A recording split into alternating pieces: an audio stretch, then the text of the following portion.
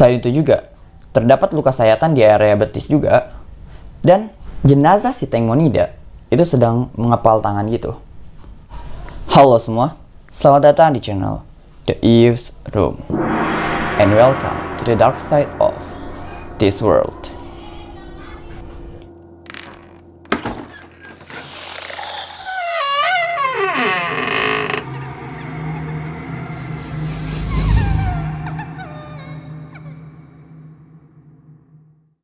Yo guys, gue Farhan. Kali ini gue akan membahas mengenai part 2 dari kasus kematian Teng Monida. Yap, kemarin gue udah membahas mengenai kasus kematiannya si Teng Monida ini.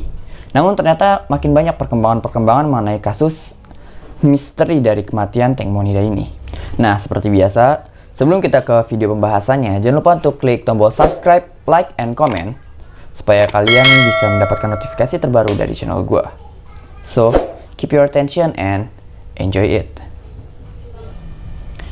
Berita perkembangan-perkembangan mengenai forensik dari kasus kematian Teng Monida itu emang semakin rumit ya guys. Karena ada aja kejanggalan setelah diadakan autopsi lebih lanjut dari jenazahnya si Teng Monida ini.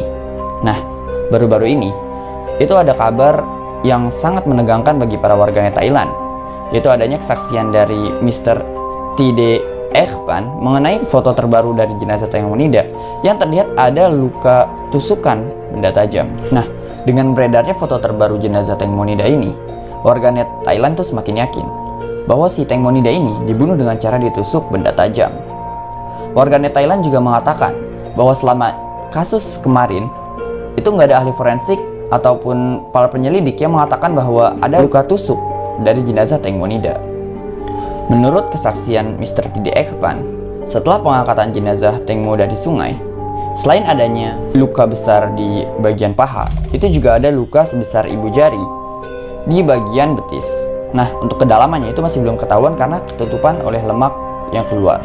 Selain itu juga, terdapat luka sayatan di area betis juga.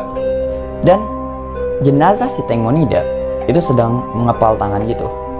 Nah, menurut gua, kalau emang itu kasus pembunuhan, mungkin si Teng Monida ini mengepal tangannya karena untuk menahan rasa sakit akibat ditusuk itu. Awalnya sih banyak warganet yang gak percaya mengenai luka tusukan dari jenazah Teng Monida ini.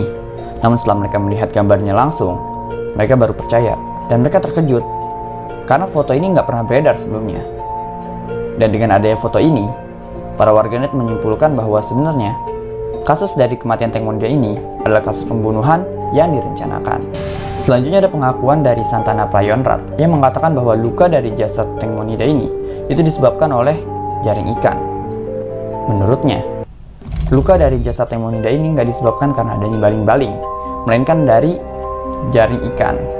Mr. Santana memiliki dugaan dan bukti-bukti yang kuat bahwa kemungkinan jenazah Teng Monida itu udah dieksekusi di tempat lain.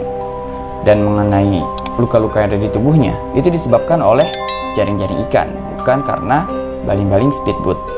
Bahkan dia mengatakan bahwa jenazah Teng Mo ini diindikasi telah dieksekusi di darat dan kemudian dibuang ke sungai. Selain itu juga terdapat dugaan bahwa kejadian awal dari kematian Teng Mo ini itu berada di tempat yang berpasir.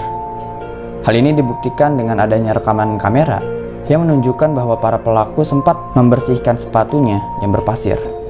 Ada dugaan juga yang mengatakan bahwa jaring ikan yang digunakan untuk mengikat Teng Mo itu sudah dilepas ketika jasad Teng Monida itu mengambang di sungai Chao Phraya. Jika dibandingkan dengan jasad yang tenggelam, maka jasad dari Teng Monida ini sangat tidak sesuai dengan jasad yang tenggelam selama 38 jam. Sebab kondisi manusia ketika tenggelam 2-3 hari itu nggak akan separah dengan jasad Teng Monida yang saat itu baru ditemukan.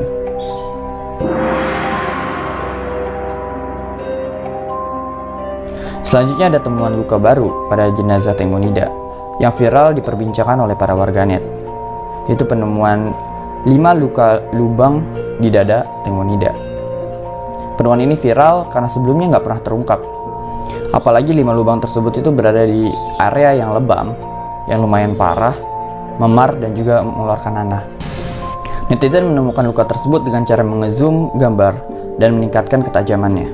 Ukuran dari 5 luka lubang tersebut belum terlalu jelas. Ada yang mengatakan bahwa ukuran dari lubang tersebut itu sebesar gagang paku. Nah, karena banyak keraguan dari para netizen ini, akhirnya ibunya si Tengmo itu menuntut agar jasad anaknya itu diotopsi ulang. Tujuannya adalah untuk menghilangkan keraguan pada jasad anaknya. Nah, pada tanggal 26 April 2022 kemarin, polisi menegaskan bahwa kasus dari pembunuhan Tengmo Nida ini itu nggak ditutup, melainkan hanya kesimpulan dari forensik aja yang harus dikumpulkan pada saat itu. Komandan Polisi Divisi 1, Toji Rapat Pumijit, mengatakan bahwa hari ini itu bukanlah penutupan kasus. Hal ini disampaikan pada saat konfirmasi media sebelum adanya jumpa pers untuk mengumumkan hasil kesimpulan dari kasus Tengmo Nida ini. Berkas yang telah dikumpulkan nantinya akan diserahkan ke Kejaksaan Nonthaburi. Oke, segitu dulu updatean terbaru dari kasus kematian Tengmo Nida ini guys. Nanti kalau misalnya ada updatean terbaru lagi, gue akan bikin videonya dan akan gue kasih tahu ke kalian, oke? Nah, itu tadi video dari gue mengenai updatean terbaru kematian Tengmo Nida. Semoga kalian terhibur. Jangan lupa untuk klik tombol like, comment, and subscribe video ini, dan jangan lupa untuk membunyikan tombol notifikasinya agar kalian dapat informasi terbaru dari channel YouTube gue. Terakhir, gue Farhan pamit undur diri. See you on the next video.